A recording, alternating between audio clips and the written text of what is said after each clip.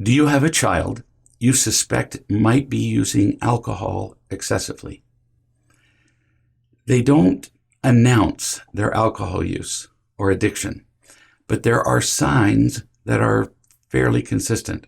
Do they frequently come in late at night and go straight to their room? It's a way to avoid your seeing their emotional and physical condition and smelling them while they're intoxicated. Has there been a drop in school performance that doesn't have another explanation? Has there been a failure to show up at school or family activities that were scheduled? Have you searched their room or the family garbage cans outside and found any bottles at all? I mean it. This one's important. Non-alcoholics don't hide their bottles. Has your child suddenly changed their usual group of friends?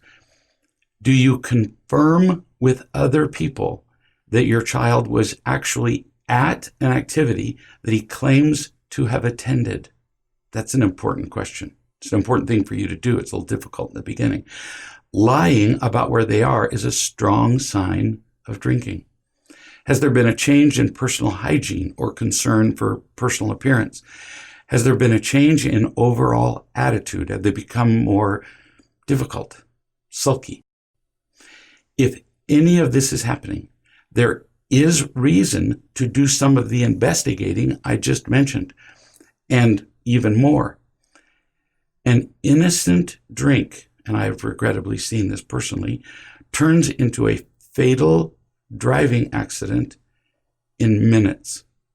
Drinking is so potentially dangerous. It's a drug. It screws up the brain that it can be pretty scary. Once you learn that your child is drinking, what would you give literally to change their life? I'm here to tell you that there is a solution. And we're not talking about controlling or minimizing the symptoms. That's not enough. We're talking about a real transformation where your child becomes happy, fulfilled, responsible, and, well, a human being again. In most cases, what you get is a child much happier than they were before the alcohol use. Welcome to the answers you've been hoping for. For a long time now, you've been looking for ways to help your child, and I greatly admire what you're doing right now. You're looking for answers. You're trying to learn how to love and help your child, which is way more than most parents do. And finally, you're in the right place to learn how to do that. It's like you've been paddling around in the middle of the ocean, desperately looking for help, and now, almost unbelievably, it's here. This is the ship you've been looking for. How could I possibly make such a bold, extravagant promise?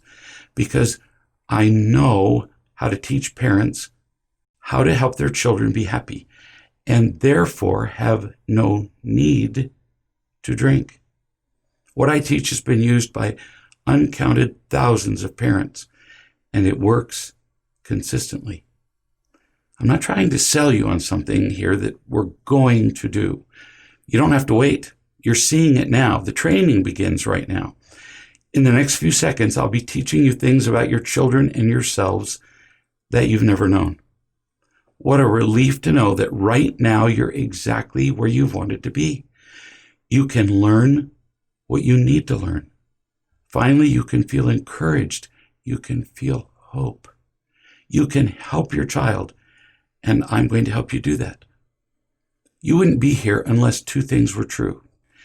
You have a child who drinks. Almost any drinking is too much, but we're just going to assume when I say drinks that it's interfering with their life. You have a child who drinks, and second, you care enough to do something about it. I know you've tried to change things. Maybe counseling, maybe medication, certainly lots of information from books and programs and talking, and you've done a ton of worrying, but your child still drinks. And you're frustrated and tired. You've been looking for something that works, dying to find it. And here it is. Principles that have proven to work hundreds of thousands of times all over the world. If parents are thoroughly committed to learning and practicing what I'm going to share with you, predictably, I see children lose their need to drink. Drinking never happens without other emotional problems, ever. And instead, they become happy, even after everything else has failed. You become pretty happy too. It is not hopeless. I'm here to help you, and I'll be using the insight and experience of counseling with thousands of parents, and from writing 20 books and endless articles on the subject, as well as appearing on 1,600 radio and television shows and presenting seminars all around the world, and more. You are about to change the world around you, and you finally don't have to do it alone, which is miserable and frustrating. You've already proven that with your own experience. So now the question that has to be on your mind. What am I going to teach you that you don't already know? What am I going to say that you haven't already read or heard or seen somewhere? This is going to be revolutionary for you to hear. So slow down your brain and listen with your soul. What does a child need more than anything else? That's the central question. After food, water, and air, the answer is glaringly obvious, and yet we keep missing it over and over. So to see the answer more directly, easily, clearly, let's start with an infant. When an infant cries, other than from obvious physical pain, what does he want? You already know, because you just pick him up. You're pretty smart. You already know that every child wants to feel cared for. Every child wants to feel loved. Picking them up and holding them is just a physical demonstration of that. And if you're genuine in caring about them, they feel it. But infants are relatively easy to love. Oh, they smile and melt your heart and make cute little noises and laugh in ways that we never hear anywhere else. They're adorable. But then they get older and they learn to spill things and make messes and ferociously say no when you tell them what to do, scream in their car seat, fight with their siblings, refuse to listen to you, say ugly and hateful things to you and other people, and sometimes they drink away their pain. They learn quite a list of behaviors that make them a lot harder to love. And when that happens, we really don't know what to do. Usually we try to control their behavior. We might even temporarily succeed, but it doesn't last. And we end up with kids who are still unhappy and drinking. We're not so happy either. Let me say this another way. If our children become more difficult to love as their behavior changes, that proves that we don't know how to love them unconditionally. If we loved them unconditionally, well, then we'd love them no matter what. But if loving becomes more difficult when they're difficult, like when they're whining, arguing, fighting, withdrawing, drinking, our love is conditional. Unconditional love, or what I call real love, means caring about another person without wanting anything from them in return. But we do expect something in return for loving our children. Respect, cooperation, gratitude, a certain level of reasonable behavior, which would not include, for example, drinking behind your back. Now, more about unconditional love. That kind of love would mean that our love would not be affected by what they do. That's what unconditional love means. But we really don't know how to do that. How do I know? We prove it every time we become angry or disappointed or impatient or irritated at them. Our anger and disappointment and frustration are undeniable proof, not just evidence, that our love is not unconditional. Deep inside, you know that what I'm saying is true. But let me demonstrate it further. When other people are angry at you, do you like it? You really don't. Not ever. Nobody does. When other people are angry at us, or when we're angry at other people, we're all saying, look at what you did to me, or failed to do for me. When we're angry, we're focused on ourselves. Me, me, me. And in that moment, other people, notably our children, hear us say only 4 words. I don't love you. When we're angry, we're far too occupied with ourselves to unconditionally love anybody. I repeat, when we are angry at another person, including our child, they hear only, I don't love you. I promise you that this is true. And no, we don't mean to say that, but what else could people hear while our words, tone, and behavior are screaming, me, me, me? I don't love you is what you hear and feel when people are angry at you. Think about that, honestly. And it's what our children hear and feel when we're angry at them. Again, we do not mean to do this. We don't mean to hurt our kids. We don't. But it was inevitable because we were not loved unconditionally, which means being consistently loved without disappointment or anger, freely, no conditions. So how could we possibly have learned how to unconditionally love our own children? Impossible. Nobody is to blame. Our ignorance of real love has simply perpetuated over generations.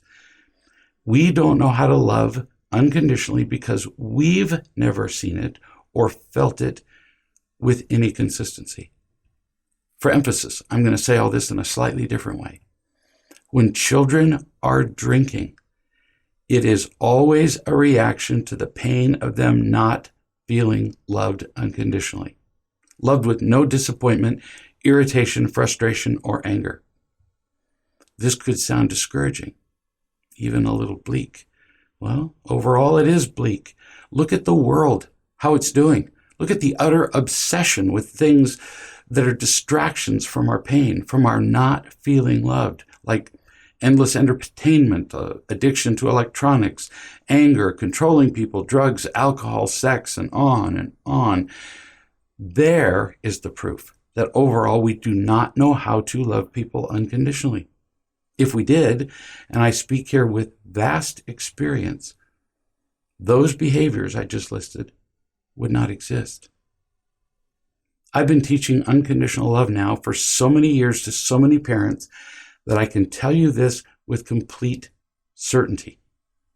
When a child feels loved unconditionally, he or she does not abuse alcohol. They don't. They have no need to. Instead, they're happy and responsible and all those qualities you wish they had. With sufficient love, there's simply no need to drink. Genuinely happy people just don't need to medicate their pain with alcohol. Period. Full stop.